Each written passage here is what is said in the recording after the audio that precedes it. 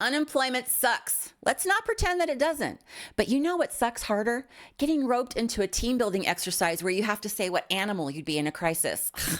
Chad from marketing, he calls himself a falcon because he's vision driven and loves to soar above the noise. I said I'd be a raccoon because I'm tired. I thrive in garbage and I'll bite if provoked. No one laughed. No one laughed. So yeah, I'm jobless. It's been over a year now with hardly a nibble. But, I am also free from the performative chaos that we call a career. And if you're still stuck in it, just know you're not imagining it. It all really is that dumb. And if you're watching this in pajama pants with your resume open in another tab, you are in the right place, my friends. Today, we are flipping the script. This idea came straight from someone in this community during one of our live streams. And the second that I saw it, I knew I had to go for it. So here's everything that I don't miss about corporate life, because being unemployed might be unstable, but at least I'm not pretending to care about quarterly goals. And near the end, I'm going to tell you one thing that I didn't realize about my life until I was unemployed. It was actually a really interesting little surprise. So first up, I don't miss meetings. Not a single one. I hate meetings. I don't miss meetings about meetings. I don't miss prepping for a meeting about a meeting to decide if we need another meeting. I don't miss the daily stand-ups that turn into sit-downs, arguments, and group therapy sessions. I don't miss the status updates where nothing has changed, or the meetings that have no agenda, no point, and no one brave enough to say, why the hell are we here? I have watched 12 people spend an hour aligning on a task that nobody's actually going to do because we're all too busy circling back to whatever was on last week's agenda. And while we're at it, I don't miss pretending to care while I multitask my way through a stolen hour of my time. I've got real work to do, people. I'm answering emails, updating a PowerPoint, and questioning my life choices, all while someone drones on about phase 2 of an initiative that I forgot existed from a project that no one asked for. I'm not listening. I don't care. And if you say my name out loud, you'd better be ready to repeat what you just said, because I absolutely wasn't paying attention. And I'm not ashamed to admit it. I don't miss calling something productive just because someone took notes and dumped them into the shared drive like that means something. I really don't miss the guy who hits reply all on the follow-up email to say thanks, like we all needed proof he's polite. Bob, you didn't even read the email. You're just trying to look engaged. We know. We've always known. The whole thing is theater. We're not collaborating. We're killing time and calendar blocks just to make it to the next pretend emergency. All right, what's the one thing that you absolutely don't miss about corporate life? Drop a comment and share your experience. Let's hear what's on your I'm so glad I'm done with this list. And that's what I really don't miss, right? I don't miss the illusion of productivity. But here's the thing. You can't just blame the meetings. There's a bigger problem that we're about to dive into. I don't miss being managed by people who call themselves thought leaders, but still use Comic Sans. And their email signature still says, save a tree, don't print this email, like it's 1997. I don't miss watching grown-up adults clap for a PowerPoint presentation like it cured cancer. Good job. Or having to say, great idea, to someone who just suggested the most soul-killing scheme ever. But they're the director, so you have to kind of smile, nod, and write it down in your notebook. I don't miss getting assigned stretch goals by someone who couldn't explain what my actual job is. I don't miss racing to hit arbitrary deadlines that only exist because someone 2 levels up had an idea and no one had the guts to tell them it was stupid. I don't miss being told that we're a family, because in that family, love looked a lot like unpaid labor. And I really don't miss workshopping, right? Where I had to help my boss do her job while pretending it was some kind of collaborative breakthrough. So yeah, middle management, they're out here handing out vague feedback like it's candy. But to me, the next part is even worse. I do not miss pretending to be busy so no one thinks I'm slacking.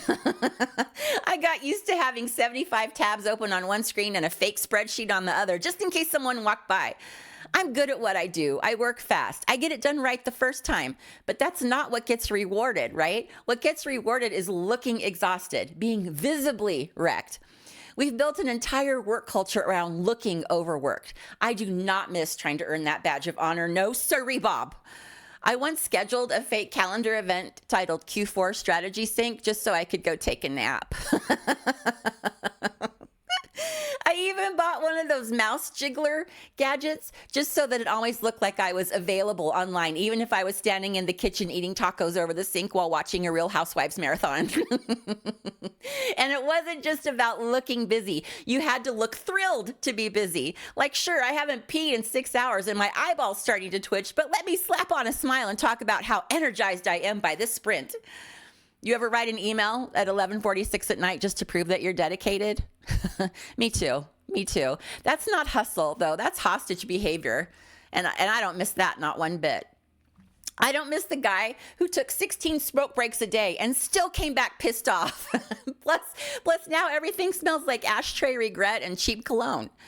I don't miss any of it. Not the fake grind, not the fake gratitude, and definitely not the fake enthusiasm for a workload that should have come with hazard pay. I don't miss performance reviews. My raise was not based on my performance.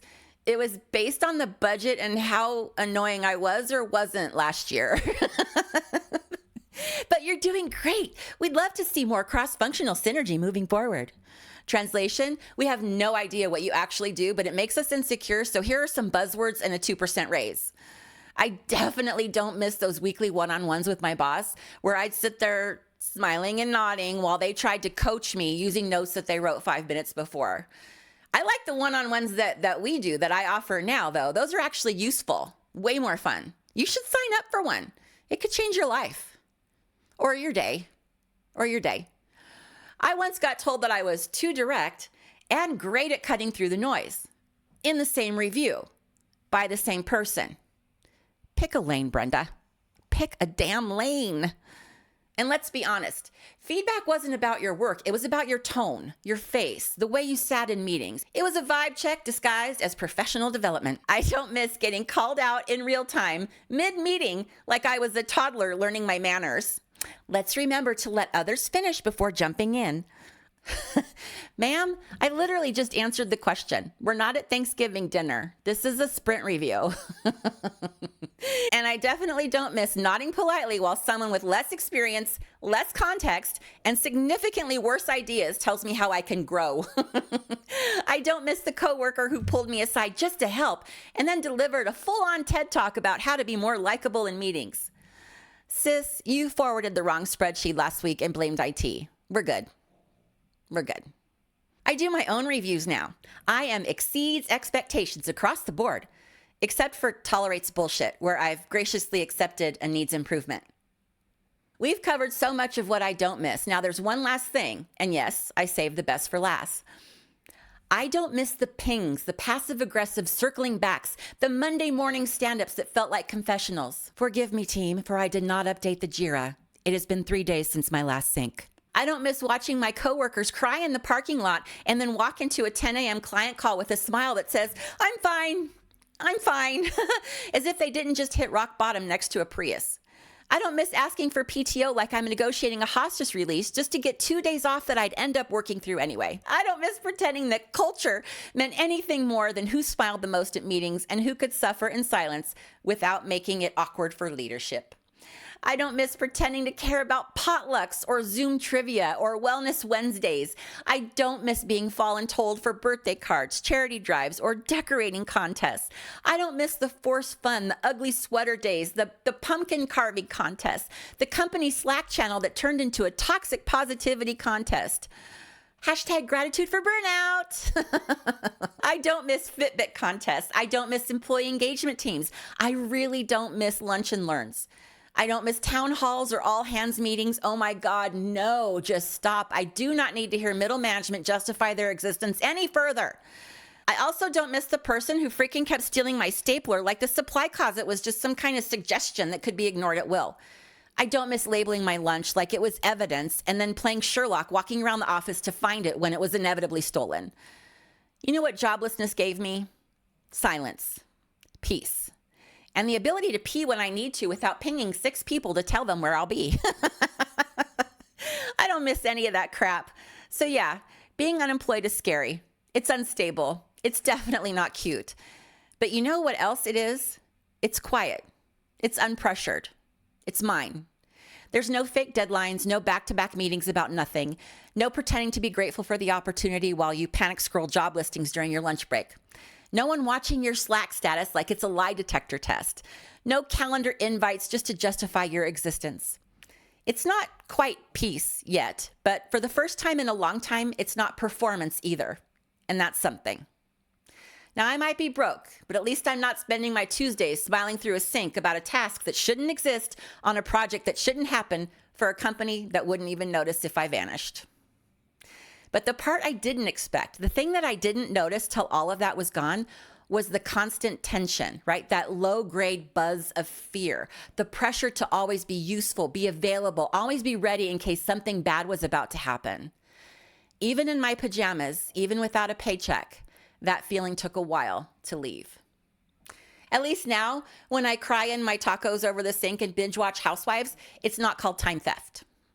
Because corporate doesn't just take your time, it rewires your nervous system. At least I get to be a human again. But here's the thing. All of that chaos wasn't just draining, it was by design. The system is built to keep you stuck in that loop, and now I'm done playing along. Next up, here I'm sending a letter to corporate America. It's time to call out the whole damn system, and trust me, you'll want to hear what's in it.